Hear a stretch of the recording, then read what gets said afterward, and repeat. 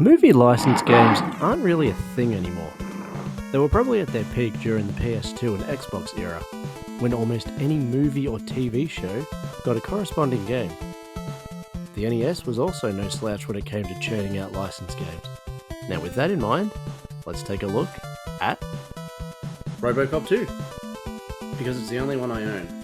Released in 1991 on the Nintendo Entertainment System by Ocean. Now, is this the best one in the trilogy?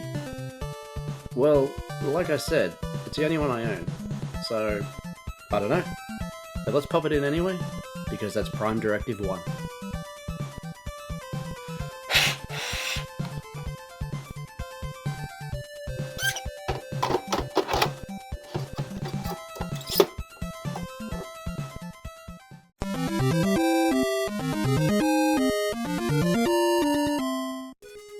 Robocop 2 is the second game in the Robocop trilogy, based off the movies of the same name. Detroit is tearing itself apart. The highly addictive drug nuke is poisoning the city and the people of it, and the police force is on strike. Enter Alex Murphy as Robocop. In 12 armor-piercing levels of action gameplay, Robocop faces a new enemy, Kane, the psychopathic mastermind behind the development of Nuke. Time to enter what may be your final confrontation. Now, something you'll notice pretty immediately is the slippery controls. Robocop feels like he's on ice. Or Nuke, I guess. He's difficult to control at first, and you sort of need to get moving to make a longer jump. It really reminds me of the way Psycho Fox handled on the Sega Master System. A great game by all accounts, except for that movement, which absolutely kills it in my opinion. Hang on, isn't that the guy from that short-lived animated show The Critic? I mean, canonically, it does make sense. He is a heavy unit, so starting slow to gain momentum, it does feel right. Now this game plays kind of like a puzzle, in that you need to reach the end of the level with enough arrests, or rescues, and destroy enough nuke.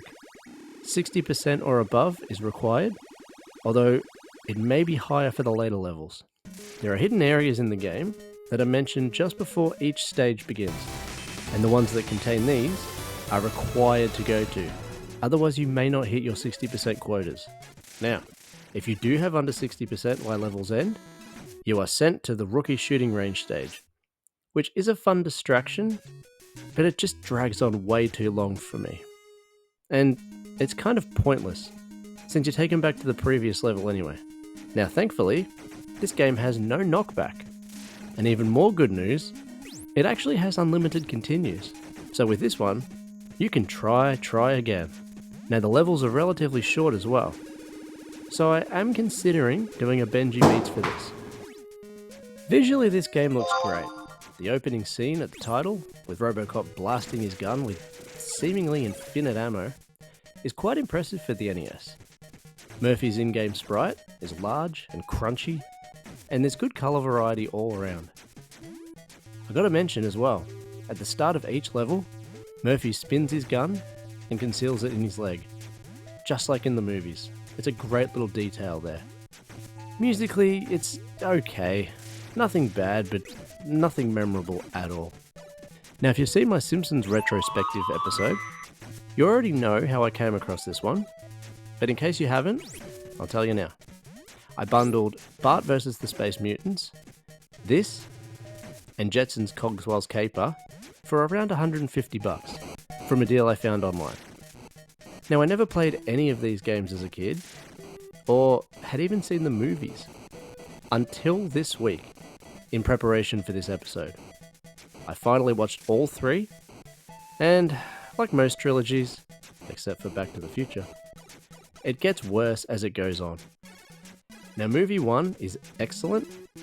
I mean, there is some incredibly dated special effects, but other than that, it's high stakes all the way through, it's very entertaining, and it has a tight story. Not to mention, Kurtwood Smith, or Red from that 70s show, makes for a very compelling villain. Stole every scene in my opinion. Maybe I'm just not making myself clear.